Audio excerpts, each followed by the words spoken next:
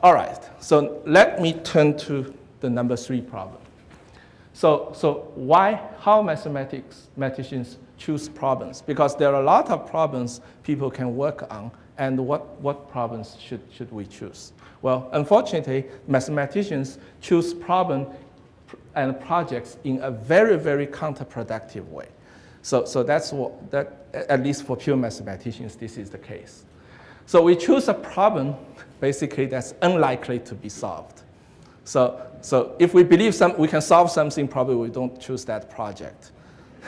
So that what I mean is counterproductive. Another counterproductive aspect in choosing problem is we always choose a problem whose outcome is unexpected. That means if everybody believes A implies B, we won't do it. Because if we do it, then people say, okay, this is an expected result. We try to prove something that's surprising people, that people don't believe, that will be more valuable, that will carry more information. Okay? So here are the 2 typical examples. So in 1993, Andrew Wiles proved the Fermat last theorem, which is a theory, which is a conjecture that lasted almost 400 years.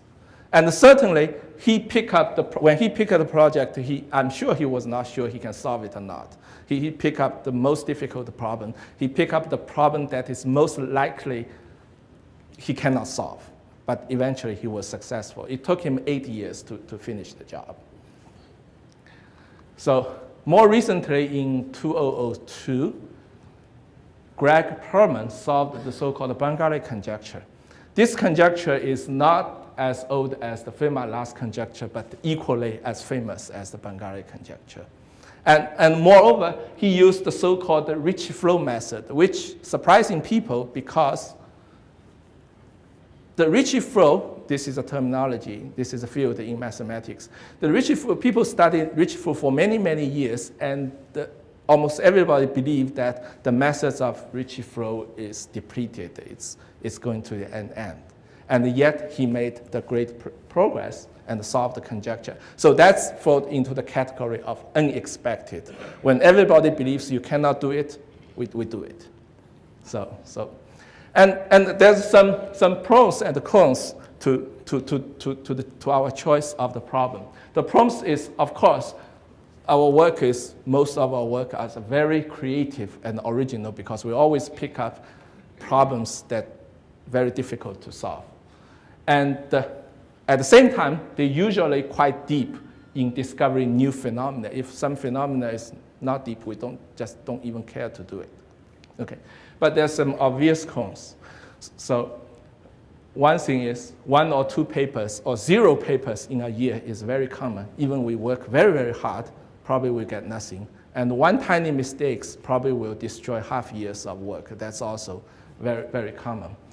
And the second one is collaborative work becomes important, but it's very, very difficult. Because for me, it's very difficult to tell my postdocs to say, hey, let's work on this problem, but probably we cannot solve it. So that's very difficult to tell the postdoc to do that because he needs publication to find a job. And I think the most difficult things for a mathematician is the work usually finishes in the last minute. If I do some projects, I finish some paper in 5 years. And that does not mean by year 3, I get the job half done. By year 3, I have nothing. By year 4, I have nothing. In the last 2 weeks, I suddenly come up with the answer. And the very difficulty is you have to, it's very painstaking because you cannot quit. You shouldn't quit. After spending 4 years on this problem, you still have to do it. And most people cannot just tolerate that. So that's the difficulty of mathematics.